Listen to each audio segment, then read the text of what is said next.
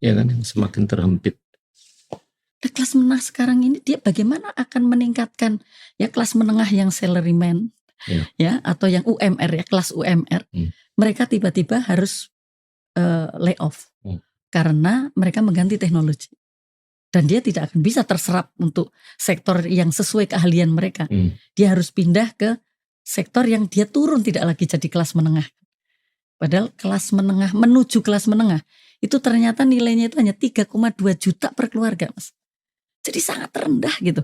Yang disebut kelas menengah beneran itu kalau pencari nafkah itu bisa mendapatkan 8 juta. Itu juga nggak jauh dari UMR. Nah, jadi kalau kita tidak punya kemampuan untuk membuat desain kebijakan sehingga tidak yang ini terus turun-turun, akhirnya ya Pak, informal sektor yang tidak bisa kita kurangi.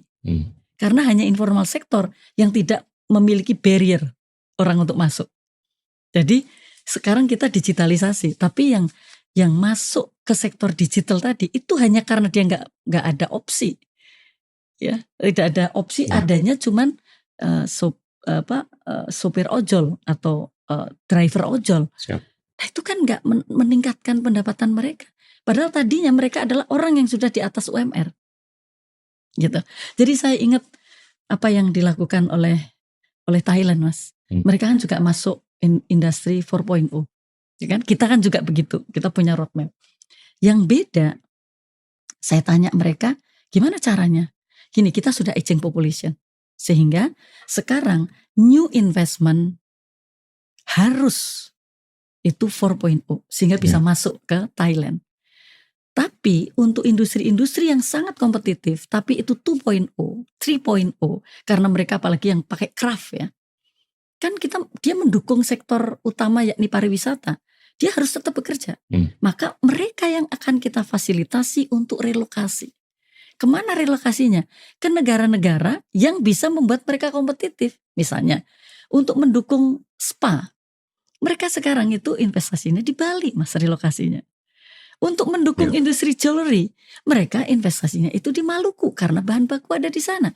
Jadi kalau kita dari tadi diskusi, ini kok kayaknya harus ada pemerintah yang betul-betul aktif mencarikan jalan, gitu loh.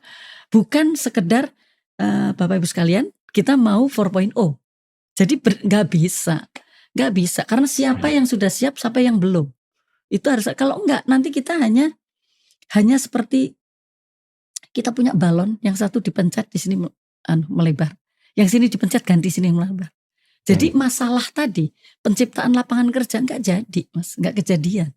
Ini kan mestinya tetap paradigmanya adalah semua harus tetap bekerja. Yang kompetitif harus tetap kompetitif.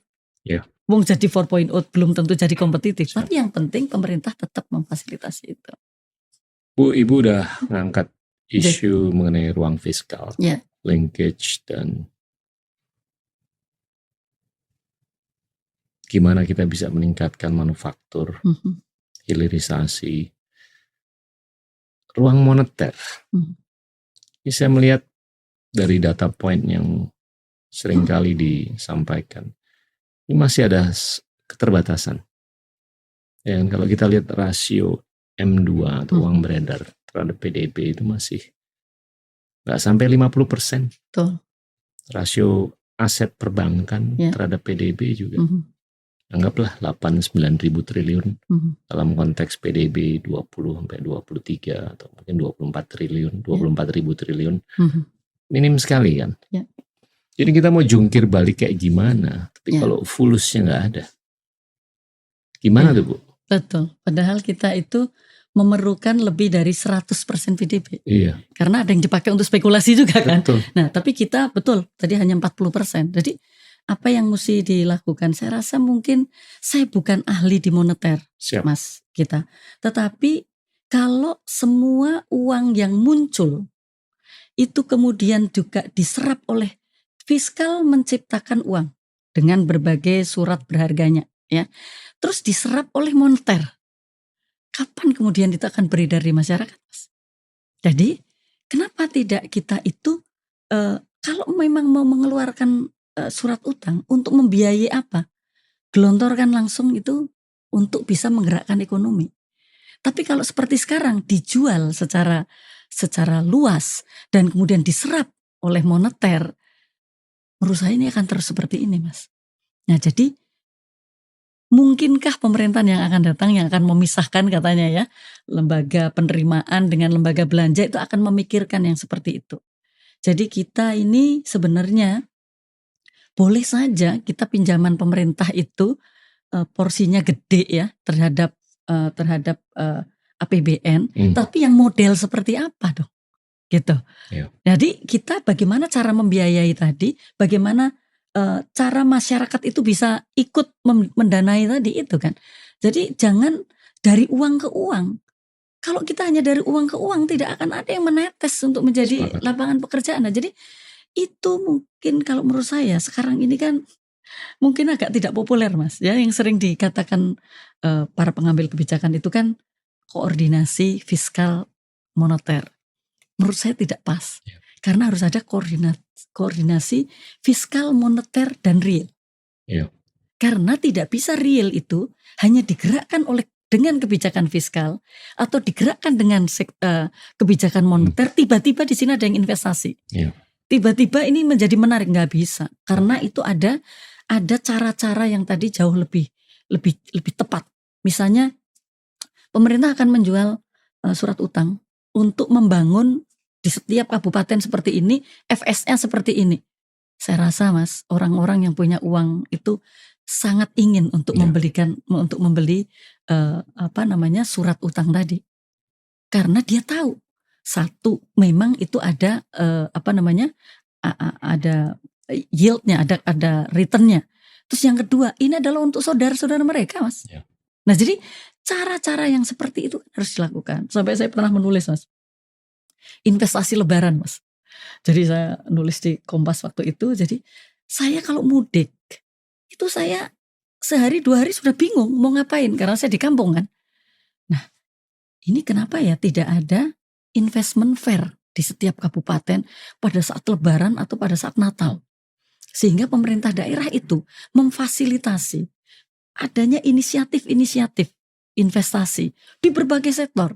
Dan nanti diaspora mereka, artinya orang yang sudah keluar dari kampung itu pulang tidak sekedar kuliner, tetapi dia berinvestasi dengan semua knowledge mereka dan network mereka, bahkan bisa membantu industri tadi.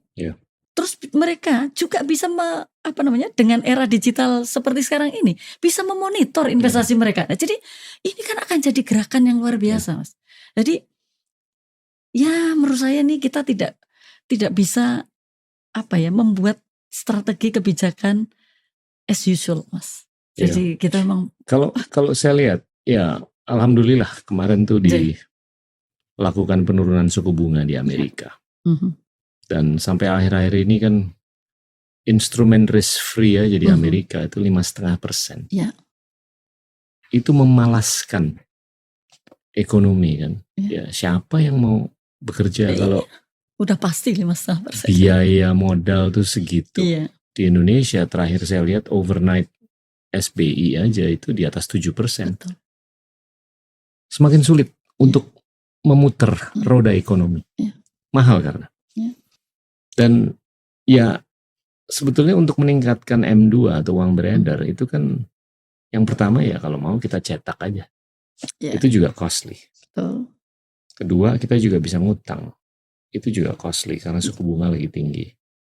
Mudah-mudahan turun dalam waktu dekat dengan apa yang kita saksikan 2 hari yang lalu di Amerika Serikat. Kalau menurut saya yang ketiga, ini yang nyambung dengan apa yang Ibu sampaikan. Namanya penanaman modal. Itu bukan dari uang ke uang, tapi uang ke bangunan. Betul. Uang ke tanaman, uang ke perkebunan, uang ke real kan. Nah ini kalau saya coba bungkus dalam penanaman modal asing, kayaknya masih bisa lebih besar. Asia Tenggara tuh menerima 200-an miliar dolar setahun. Singapura bisa dapat 100 sampai 140 miliar dolar. Indonesia nya 26 sampai 31, Filipina, Thailand, Malaysia, Vietnam. Masing-masing 10 sampai 20 miliar dolar. Kayaknya sih Indonesia bisa seperti apa yang Singapura sudah lakukan, 100 sampai 140. Kalau itu kejadian, nolong tuh. Sangat. Yes. Jadi apa ya? Memang kita sudah, kalau kita melihat secara makro, investasi kita kan memang bergerak naik ya, Mas. Tapi kita semua tahu bahwa akhir-akhir ini kan investasinya itu investasi yang memang sangat padat modal dan sangat padat teknologi. Sementara tadi kita gambarkan masyarakat kita kondisinya seperti itu. Siap. Sehingga kita memerlukan strategi investasi yang sekarang oke lah dilanjutkan. Tapi ada strategi investasi asing, tidak harus domestik Mas, asing yang bisa masuk ke berbagai sektor tadi. Yang besarannya itu tidak harus yang giant gitu loh. Jadi saya pernah pengalaman investasi yang dari Malaysia. Mereka itu investasi menengah Mas, 50 miliar sampai 100 miliar. Ada yang bikin pengolahan kelapa sawit untuk bikin virgin palm oil. Ada juga yang mereka membuat mengolah air, ya, sumber air untuk dijadikan minuman di masyarakat di wilayah itu. Banyak sekali sebenarnya investor-investor yang tertarik untuk melakukan itu gitu. Jadi sekarang kalau yang kecil-kecil mungkin risknya kecil, mereka masih tetap mau berinvestasi. Tapi kalau yang besar, mereka tentu akan melihat bagaimana sih konsistensi kebijakannya gitu. Kalau kita nggak punya konsistensi kebijakan untuk sektor ini, kadang iya, kadang tidak. Besok ganti lagi, sudah investasi, tiba-tiba bukan itu kok prioritasnya, kan nggak mungkin Mas. Terus kemudian kebetulan kita memang tidak konsisten untuk kebijakan-kebijakan untuk berbagai sektor gitu ya. Lalu korupsi kita masih sangat tinggi. Jadi korupsi tinggi aja masih banyak yang investasi gitu ya. Apalagi kita kemudian ada cara-cara lain ya untuk bisa menarik mereka, tapi mereka kita ajak untuk masuk ke berbagai sektor. Saya yang mendatangi lembaga kita ya untuk investasi di pariwisata banyak Mas. Dan mereka kepinginnya membeli hotel-hotel yang bintang 3 ke bawah. Karena apa? Tidak mau mengurus izin di Indonesia. Itu bisa 2 tahun mereka nggak selesai. Mending mereka akuisisi. Maka sekarang ini investor-investor yang datang untuk melakukan akuisisi yang nilainya itu sebenarnya nggak terlalu besar. Sampai dengan 150 miliar gitu. Banyak sekali Mas. Mengakuisisi perusahaan-perusahaan yang seperti itu. Nah, jadi memang kita apa ya?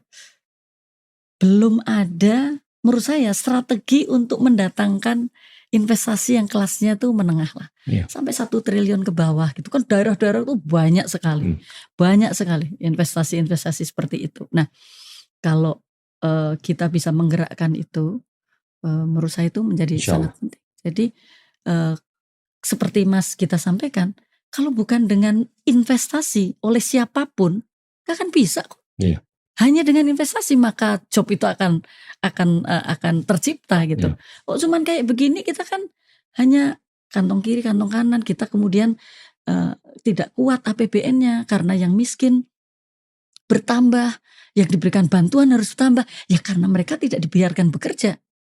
Kalau mereka dibiarkan bekerja nggak usah ngasih APBN, nggak perlu BLT. Nah, jadi mungkin mindset tadi harus kita rubah sehingga semua orang itu harus bekerja. Saya melihat dengan keterbatasan ruang fiskal, dengan keterbatasan ruang moneter, mau nggak mau, kita harus lebih cari solusi untuk mendatangkan modal dari luar. Ini penting sekali. Bu, ini ke depan nih apa yang kira-kira bisa dilakukan berbeda?